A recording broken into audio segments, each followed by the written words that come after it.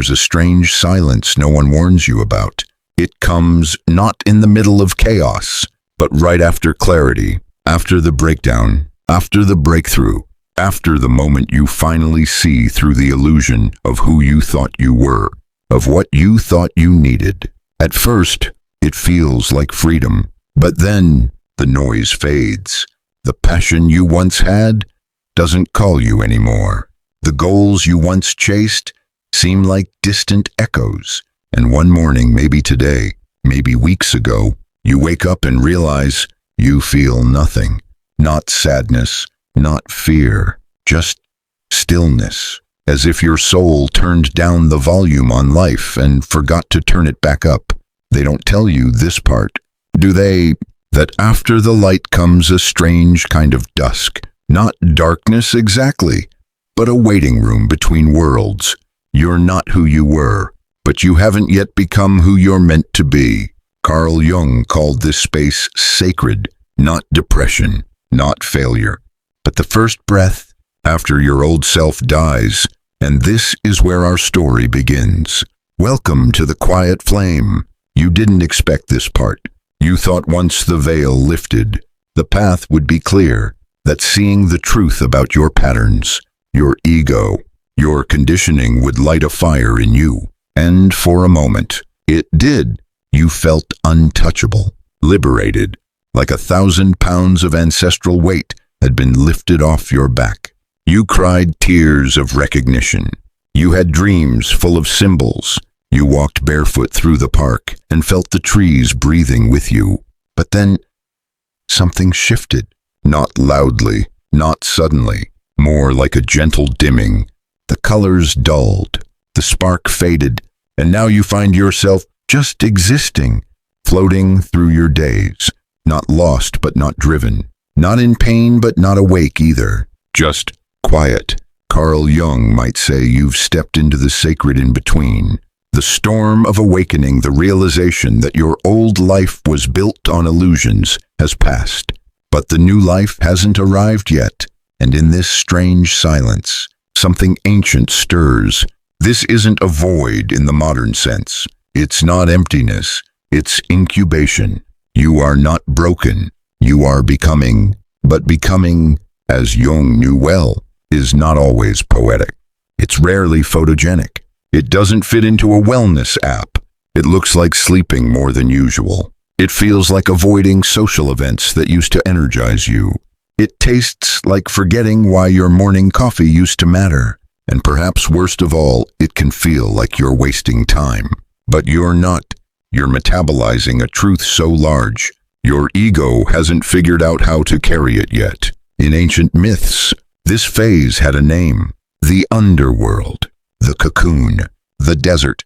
It is a place of stillness, but it is not passive, because underneath the silence, something is happening. Your old motivations, approval, performance, productivity are being stripped from you, not because they were wrong, but because they were too small. Your soul wants a deeper reason to wake up in the morning, and the truth is, you can't rush that reason. You can't manifest your way out of this silence. You can't gratitude journal your way back to momentum, because you're not supposed to go back. You're supposed to listen to the silence, to the pause, to the soft whispers of your deeper self, the one who has no name, no brand, no schedule. It speaks not in commands, but in presence, not in goals, but in resonance. Carl Jung once wrote that you meet your destiny on the road you take to avoid it. And right now, you are on that road, the one that looks like nothing, but is actually everything. So if you're wondering why you feel unmotivated after awakening, if you're questioning whether you've lost your spark, if you're afraid that maybe you've gone numb again, please hear this. You're not broken. You're not regressing. You're not low vibe. You are resting inside the sacred silence between two selves, the self you outgrew and the one not yet born. This is not the end of your story. This is the hush before the rebirth. And in this hush, your soul is gathering the pieces of a new compass, one that doesn't point toward success, but toward truth. Let it be quiet. Let it be still. Let it be slow. You're not behind. You're just building from a place you've never built before. You were told to be yourself, but no one ever told you who that was, only who you needed to become to be accepted. And so, you built a version of yourself from the outside in. You smiled when it was expected. You worked for things you didn't truly want. You chased dreams that never felt quite like your own. That version, the achiever, the helper, the good daughter, the capable man, was not fake. It was just partial. It was what Carl Jung called the persona, the social mask we wear to function in a world that rewards appearance more than authenticity. And awakening, tears that mask apart, not with violence, but with clarity. Suddenly, the story you've been performing in, the one with the job title, the 5-year plan, the neatly curated identity, starts to feel hollow, like reading lines in a play you no longer believe in. And for the first time, you wonder, who was I before the world told me who to be? That question can break you, but it can also free you, because the persona, as Jung explained, isn't evil. It's necessary. It helps us adapt, survive, connect, but it becomes a prison when we start believing the mask is the face. After a spiritual awakening, the mask slips. You can't unsee the truth. The praise doesn't land the same. The approval doesn't satisfy. Even your own ambitions start to taste like ash. You didn't lose your drive. You lost the character you were driving. That's why you feel so still, so blank, so unmotivated. Your soul isn't disinterested. It's in mourning. It's grieving the loss of a self that was never real, but was still familiar. This grief doesn't look like crying. It often looks like fatigue, brain fog, confusion. It's your system trying to recalibrate to a frequency it hasn't known before. Truth without performance. Jung warned, the privilege of a lifetime is to become who you truly are. But before that, he also said, you must give up the life you planned, so you can have the life that is waiting for you. Let that sink in. The dreams you once held tightly, the role you played so well, they weren't mistakes. They were stepping stones. But now, something deeper wants to emerge, and that emergence begins in the rubble of the persona. In this phase, you may not feel like yourself, because you're not. You're between masks, and the next one won't be a mask at all. It will be a mirror of your essence, not your ego, but mirrors don't form overnight. So give yourself permission to not know who you are right now. Give yourself permission to not feel productive, to not feel inspired, to not feel anything but honest. This is not a step backward. It's a step deeper. The death of the persona is not a breakdown. It's a sacred initiation. And in the silence that follows, the real you begins to whisper. You've left the old world, but you haven't yet arrived in the new one. And the space in between, this silence, this stillness, this absence of desire, clarity, or even identity, feels terrifying. Because we've been conditioned to believe that if we're not chasing something, we're failing. That if we're not creating, achieving, building, we're falling behind. But what if this isn't regression? What if it's a sacred passage? Carl Jung called this phase the in-between. It is not depression. It is not stagnation. It is the womb between death and rebirth. And like all wombs, it is dark, enclosed, and misunderstood. In mythology, it's the underworld. In alchemy, it's the nigredo, the blackening, when all known structures dissolve. In nature, it's the chrysalis, where the caterpillar turns to goo before becoming a butterfly. And in your life, it's the place where your old story ends, but the new story hasn't found its voice yet. Here, the rules don't work anymore. You can't plan your way out. You can't think your way through. You can't force clarity, because clarity is not something we make. It's something we receive, And the void is the place where receiving becomes possible. It feels empty because it's clearing space for something you've never met, something so real, so honest, that your old life had no room for it. In this void, you may feel invisible, like no one sees you anymore. But the truth is, you're being asked to see yourself in a way you never have, not through your role, not through your function, not through your output, but through your essence. Jung once said, "Man needs difficulties, they are necessary for health, not in a punishing way, but because friction reveals what is false, and silence reveals what is real." This stillness is not the enemy. It's the beginning of listening. So don't rush it. Don't label it. Don't fix it. Honor it. Light a candle. Turn off the noise. Ask yourself nothing. Just breathe with the quiet. Let the stillness stretch. Let the emptiness echo. Let the silence be sacred. Because this is where soul speaks, not in fireworks or epiphanies, but in the softest of shifts. A moment when you feel pulled towards something simple, a color, a word, a piece of music, and you don't know why, but something inside you stirs. That stirring is the new self forming, but it won't arrive if you're still clinging to motion just to feel alive. This is the paradox of the void.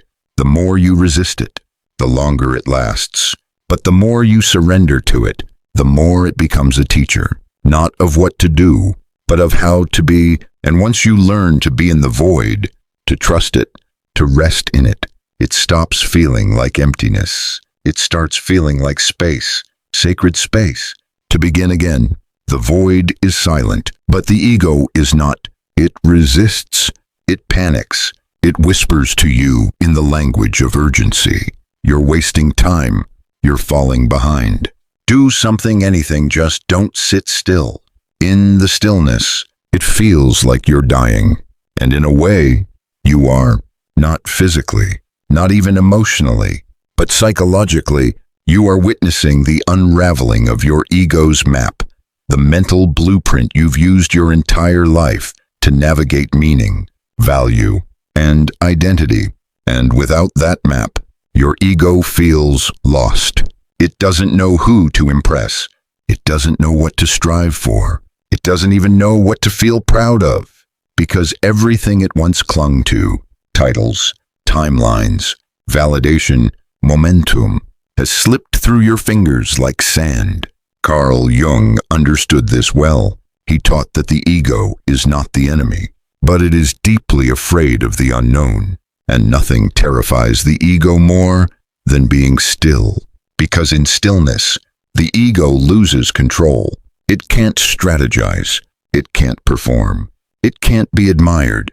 It can't win. So it scrambles. It tries to reattach to old habits, old goals, old versions of you, even if those versions were unhealthy, misaligned, or exhausting. Because to the ego, familiarity feels safer than freedom. Jung called this psychological pattern the inflation and deflation of the ego. When the persona dissolves, the ego inflates, trying to reassert dominance. When it fails, it collapses, leading to confusion, fatigue, even existential despair. But here's the key. That despair isn't the problem. It's the doorway, a sacred, uncomfortable, messy doorway to something more real. The ego says, "I'm dying," but the self whispers, "No, I'm being born." And that inner birth, it begins when you stop fighting the stillness. Let the panic come. Let the fear rise. Let the question scream. What if I never find direction again? What if this is permanent? What if I'm broken? Then take a breath and answer them with the truth. Maybe I don't need a direction right now. Maybe this is not the end, but the interval. Maybe I'm not broken. I'm between selves. You see, the ego measures value through motion, but the soul knows some things grow best in stillness. Think of a seed buried in soil. To the outside world, it looks inert, but underground, everything is changing. Roots are forming. Life is beginning. in complete darkness. Your soul is no different. Right now, you don't need a 5-year plan. You don't need to monetize your healing. You don't need to explain this phase to anyone, not even to yourself. You just need to stay present. So when the ego panics, when it yells, when it tries to fix the silence, don't fight it. Don't shame it. Just witness it. Say gently, I see you. I know you're scared, but we are not going back. We are going deeper. And as you do, something remarkable happens. The panic softens. The noise fades. And in that space, your deeper self, the one beyond fear, beyond performance, begins to breathe. There's a strange law written into the soul. Carl Jung called it enantiodromia, the tendency of all things to turn into their opposite. Too much fire eventually becomes ash. Too much light eventually casts a shadow. And too much striving eventually collapses into stillness. This isn't failure. It's nature. For years, maybe decades, your life moved in one direction. More, faster, upward, forward. You built, you achieved. You became who you were expected to be. And then you awakened. The fire burned hot clarity, insight, perhaps even ecstasy. But when the blaze died down, something unexpected happened. You didn't feel inspired. You felt suspended. No pull, no push. Just a kind of holy inertia. And your ego screamed, "What's wrong with me?" But Jung would say, "Nothing. You've simply crossed the threshold. You're experiencing enantiodromia, the psyche's way of correcting an inner imbalance by swinging to its opposite. If your old life was fueled by doing, your soul now calls you into being. If your worth was tied to productivity, your healing now comes through presence. If your direction was always outward, this phase draws you inward, to listen, to rest, to dissolve. Yes, it feels unnatural. Yes, it feels terrifying. But that's only because you were never taught that rest is sacred, that stillness is a teacher, that letting go isn't giving up, it's going deeper. Think of a pendulum. It swings far in one direction, but eventually it must swing back, not to punish, but to restore balance. This is what's happening inside you now. The ego, which once ran the show, is no longer in charge, and your soul, which whispers rather than shouts, is beginning to lead. But the shift isn't instant. It's more like winter slowly melting into spring, unseen, subtle, but inevitable. So instead of resisting this reversal, instead of trying to force yourself back into motion, can you trust the swing? Can you surrender to the space between inhale and exhale? Because in that space, your essence is recalibrating, Jung said. The pendulum of the mind oscillates between sense and nonsense, not between right and wrong. And right now, your mind may call this void nonsense, but your soul knows better. Your soul knows that silence isn't meaningless. It's medicine. It's where you shed what no longer serves. It's where you remember who you are beneath all the striving. It's where the inner compass resets, not to point you toward ambition, but toward alignment. So if you've been feeling like your world has flipped, like you're the opposite of who you used to be, pause, not to panic, but to honor the law working through you. The law that says, when the old flame dies, a new light is kindled, quieter, deeper, and not in the head, but in the heart. Enantiodromia is not a detour. It's the sacred design. And if you trust it, you'll find that this reversal doesn't erase who you were. It reveals who you're becoming. It always happens this way. The silence comes, the ego fades, and just when you think you've finally escaped the chaos, the shadows arrive, not with loud footsteps, not with warnings, but with memories, with images, with sudden waves of guilt, grief, or fear you thought you'd outgrown, and you wonder, why now? I thought I healed this. But this isn't a regression, it's a revelation. Carl Jung wrote, One does not become enlightened by imagining figures of light, but by making the darkness conscious, and that is the work now, to meet the parts of you that you exiled long ago, the ones who were too angry, too needy, too wild, too broken. They're not showing up to ruin your peace. They're showing up because it's finally safe. Because without the mask of the persona and the noise of performance, you are able to listen. And in the silence, your shadow speaks. It speaks through resistance, through procrastination, through irrational sadness, through the sudden urge to isolate, to numb, to run. But if you pause, if you breathe, you'll realize those aren't signs of failure. They're invitations to sit with the ache, to hold the memory, to ask the question, what part of me have I been afraid to love? Because that's what the shadow really is. Not evil, not monstrous, but unloved. It's the child who didn't get to cry, the teenager who had to pretend, the adult who learned to hide pain behind productivity. And now, they want to be seen, not fixed, not silenced. Seen in the language of dreams. The shadow shows up as animals, strangers, dark corridors. In the body, it shows up as tension in the jaw, the chest, the stomach. In your relationships, it shows up as projection, judgment, and distance. But these are not enemies. They are mirrors, and the mirror is not there to punish you. It's there to reunite you with what you lost. Jung called this process individuation, becoming whole by integrating the fragmented parts of the psyche, not transcending your darkness, but making space for it to breathe. So here's the practice. When an emotion arises that you want to avoid, pause. Don't suppress it. Don't analyze it. Just stay. Sit with the sadness. Welcome the rage.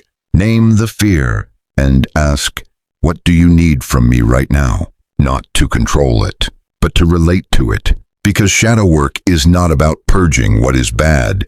It's about embracing what was banished. And when you do, when you love what you were taught to fear, the shadow softens. It stops screaming. It starts guiding. You'll notice this in quiet ways. Suddenly, you don't react the way you used to. You speak more gently to yourself.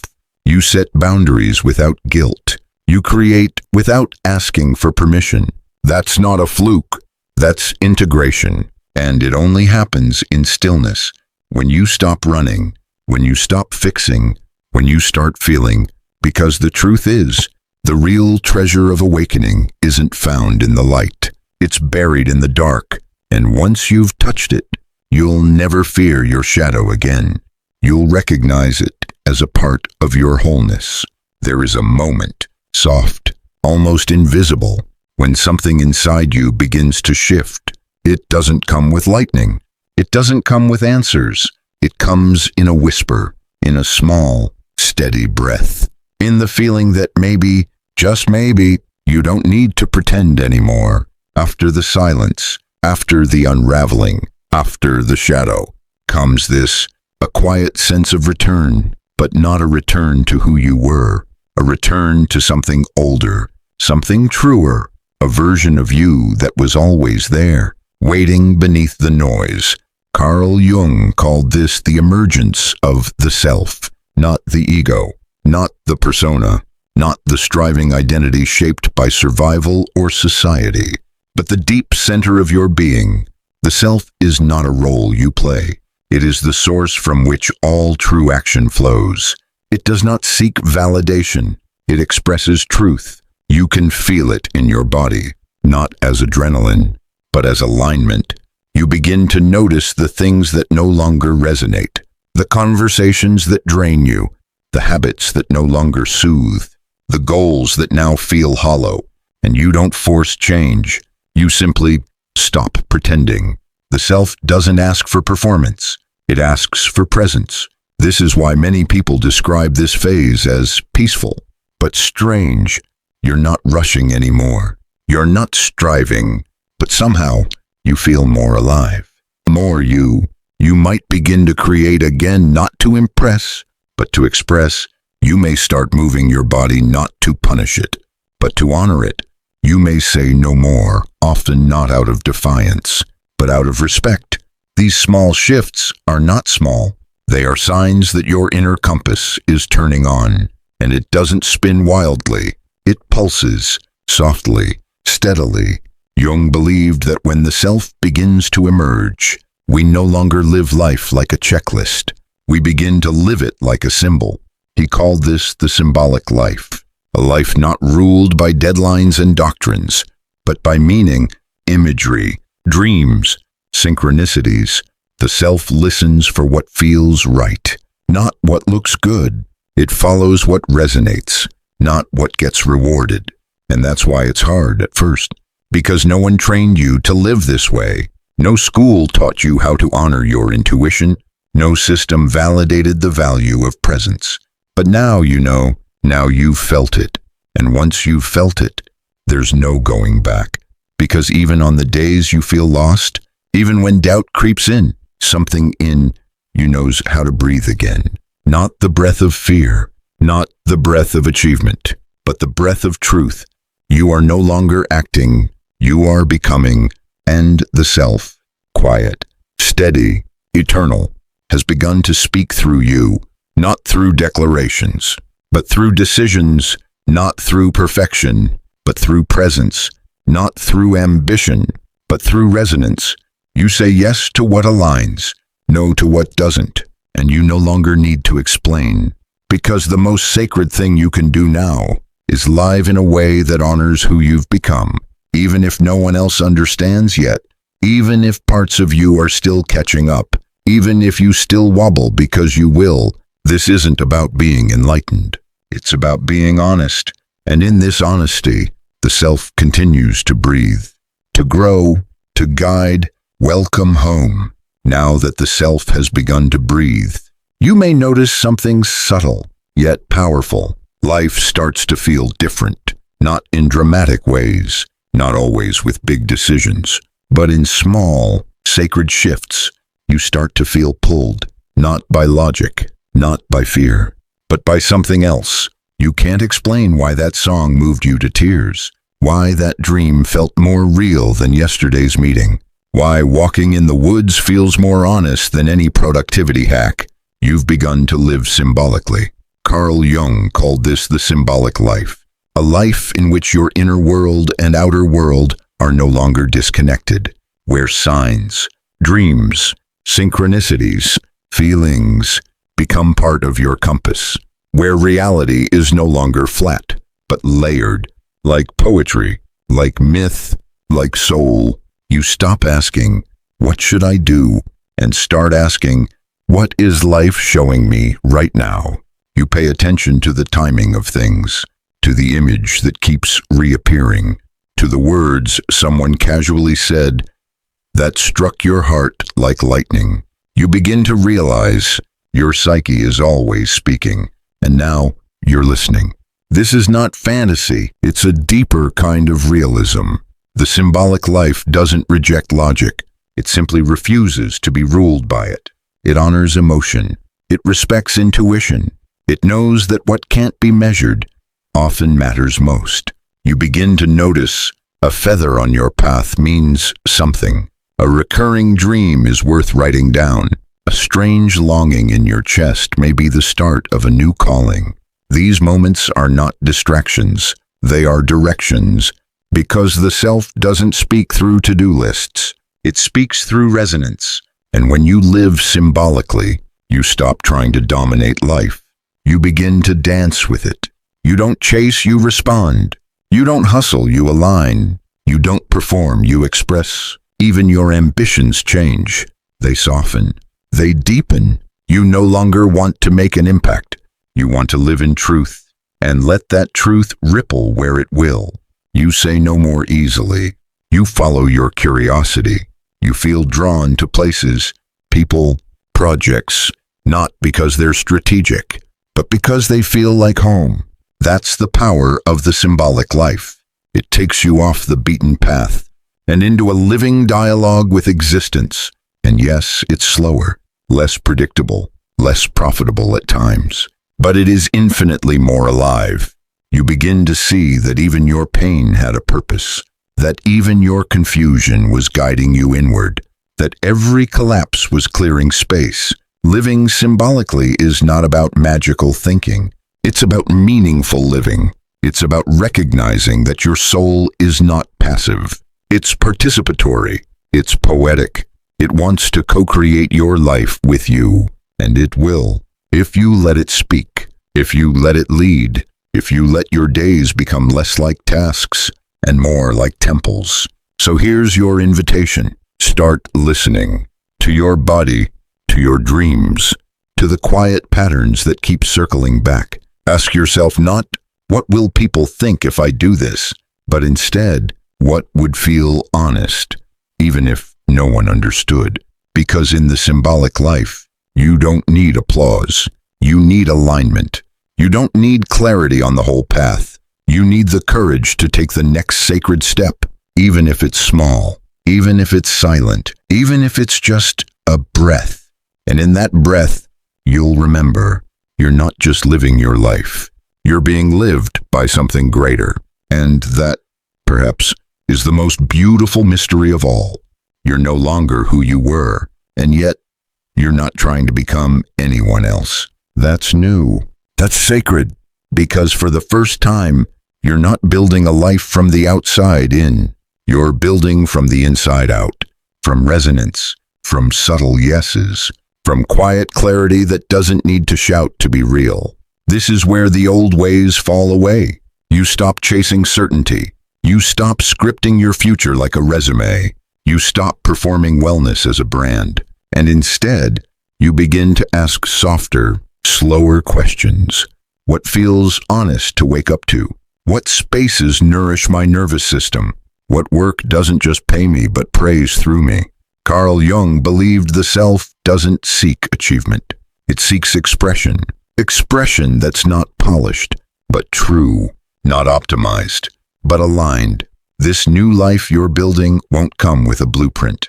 It won't follow a 5-step formula. It won't impress the version of you that used to be addicted to progress. But it will feel like peace.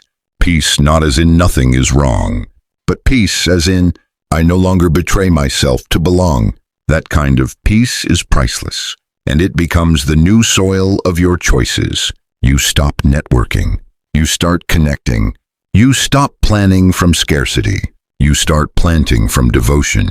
Even ambition changes shape.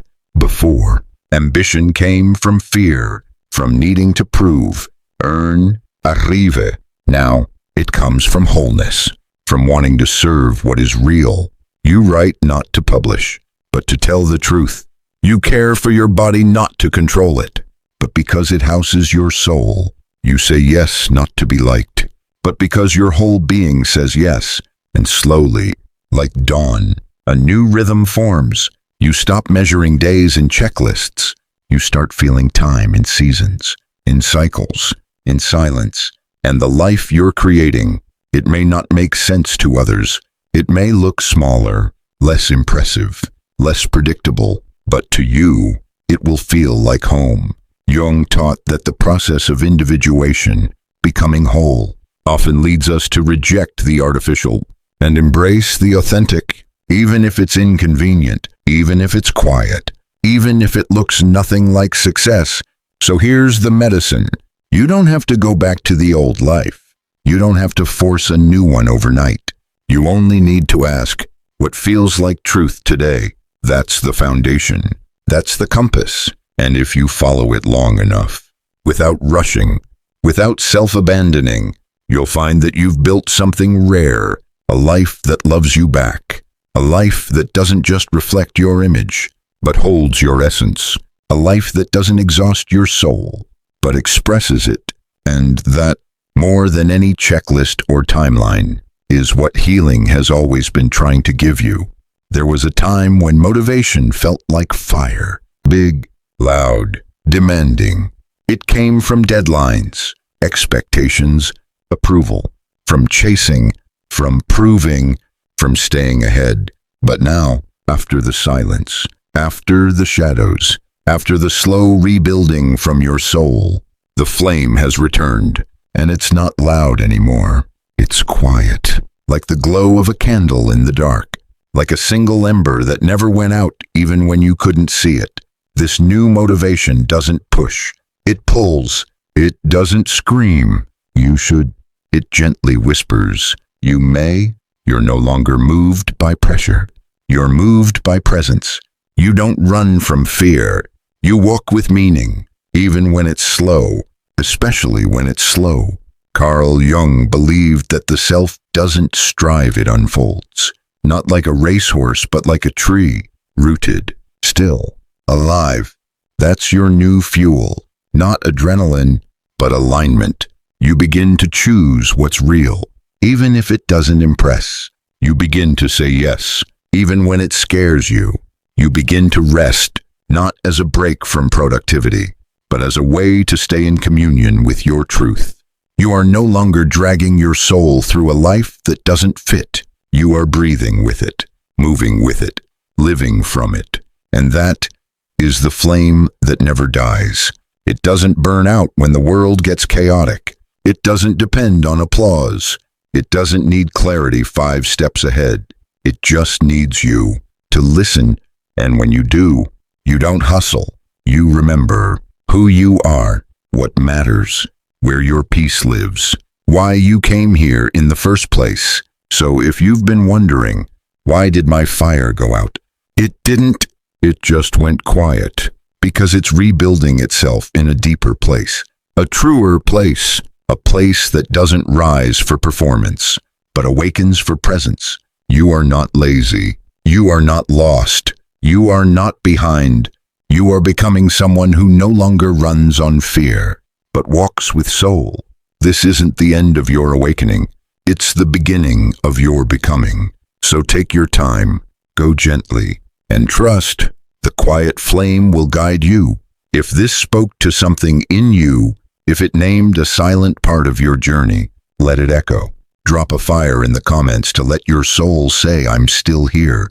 And if you feel ready to walk this path more deeply, subscribe for more stories that speak not just to your mind, but to your memory of who you truly are.